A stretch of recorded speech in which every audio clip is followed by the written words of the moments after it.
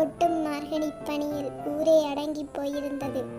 வானத்து நிலவே மறைந்து போகும் அளவிற்கு பனிமூட்டம் அதிகரித்திருந்தது. பானையில் இருந்த குளிர்ந்த வெள்ளைப்பச்சை சோற்றை எடுத்து 3 தட்டுக்களில் பரிமாறிய பத்மா கண்களில் கண்ணீர் சிந்திய வண்ணம் இருந்தாள். பத்மா ஒரு ஏழை வீட்டு பெண். அவள் காதல் மூலம் சந்திரன் என்ற ஒருவனை மனம் முடித்தாள். சந்திரனும் ஏழை வீட்டு பையனாக இருந்தான். அன்பிற்கும் காதலிற்கும் காசு பணம் தேவையில்லை என்பதைப் போலவே ஏழையாக இருந்தாலும் அன்பாகவும் ஒருவருக்கொருவர் புரிந்துணர்வுடனும் வாழ்ந்தார்கள். ஆனால் அது இறைவனுக்கும் பிடிக்கவில்லை போலும். பத்மா சந்திரன் தம்பதிகளுக்கு 2 பெண் பிள்ளைகள் மறைந்து பிறந்து 2வது வருடத்தில் சந்திரன் தனது 2 கால்களையும் இழந்து விட்டான். ஆம், சந்திரன் வேலைக்கு சென்று வீடு திரும்புகையில் பேருந்து ஒன்று மோதியதில் தனது 2 கால்களையும் இழந்தான். அன்றிலிருந்து பத்மாவே வேலைக்கு சென்றாள். சந்திரனின் வைத்திய செலவு, உணவு, பிள்ளைகளின் படிப்பு, வீட்டுச் செலவுகள் என அனைத்தையும் தோட்ட வேலைக்கு சென்று பார்க்க தொடங்கினாள். இதனால் அவளும் நோய்வாய்ப்பட்டு இருந்தாள். காலையில் எழுந்து உணவு தயாரித்து கொடுத்துவிட்டு கணவனுக்குரிய கடமைகளை முடித்துவிட்டு 8 மணியளவில் தோட்டத்திற்கு வேலைக்கு சென்று விடுவாள். பின்பு மாலை 6 மணி ஆகியதும் வீடு திரும்புவாள். இதுதான் பத்மாவின் வழக்கமாக இருந்தது. பத்மா இவ்வளவு கஷ்டப்பட்டும் குடும்ப சுமையை அவளால் தாங்கிக் கொள்ள முடியவில்லை.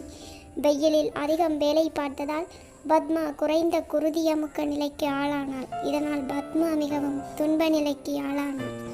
சந்திரனுக்கும் காலப்போக்கில் இருதய நோய் ஏற்பட்டது.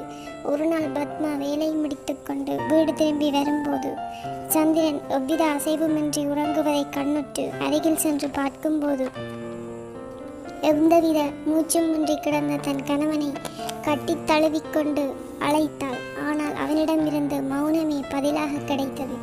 தன் கணவன் இறந்ததை அவளால் ஏற்க முடியவில்லை. கதறி கதறி அழுது துடித்தாள்.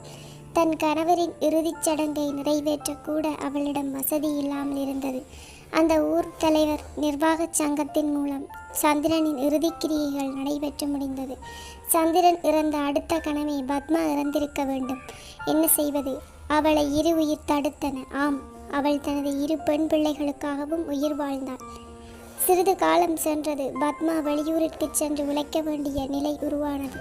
ஆனால் தனது 2 பிள்ளைகளையும் எங்கு விட்டு செல்வது என்ற கேள்வி எழுந்தது. இதனால் பத்மா அவ்வூரை விட்டு வெளியூருக்கு சென்று அங்கு வேலை பார்க்க ஆரம்பித்தாள்.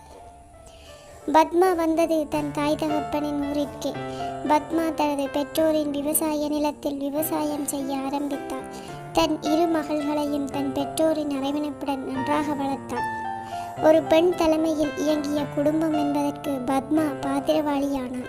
தன் 2 மகள்களுக்கும் நல்ல அறிவுரைகளையும் வாழ்க்கை பாடங்களையும் தான் படும் கஷ்டங்களையும் ஒவ்வொரு இரவிலும் தூங்கும் வேளை சொல்லிக் கொடுத்தாள். தனது கணவனின் இழப்பை தனது 2 மகள்கள் மூலம் தாங்கிக் கொண்டாள். ஆனாலும் பத்மாவிற்கு சந்திரனின் நினைவுகள் கரையை தொடும் மலைகளைப் போல அடிக்கடி வந்து போனது. அப்போதெல்லாம் பத்மா கண்ணீர் சிந்தாத நாட்களே இல்லை.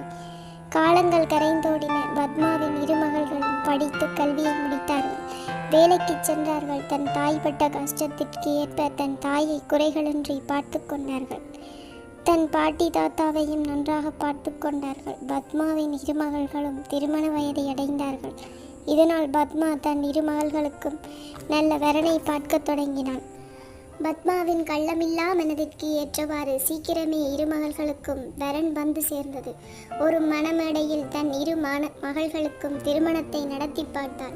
எப்படியோ கடனையுடனைப்பட்டு சிறப்பாக திருமணத்தை நடத்தி முடித்தாள். பத்மா இனிதான் கண்ணை மூடினாலும் பரவாயில்லை என நினைத்து கொண்டாள். 2 மகள்களும் ஒரு சில நாட்கள் பத்மா வீட்டில் இருந்துவிட்டு மறுநாளே தத்தமது கணவர் வீட்டுக்கு சென்று விட்டனர். இந்நிலையில் பத்மாவின் தாய் தகப்பனும் வீதி விபத்தில் இறந்து விட்டார்கள். காலங்கள் உருண்டோடியது.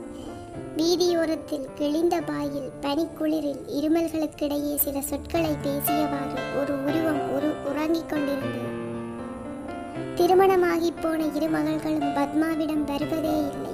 கணவரை கண்டுவிட்ட பிறகு எத்தனை கஷ்டப்பட்டு தங்களை வளர்த்த தாயை மறந்து விட்டார்கள். அனாதையாக பத்மா யாருமற்றவளாய் பிச்சை எடுத்து பிழைத்து வந்தாள். இன்று வீதியோரத்தில் கிடக்கும் அந்த ஒரு உருவமும் அவளேதான்.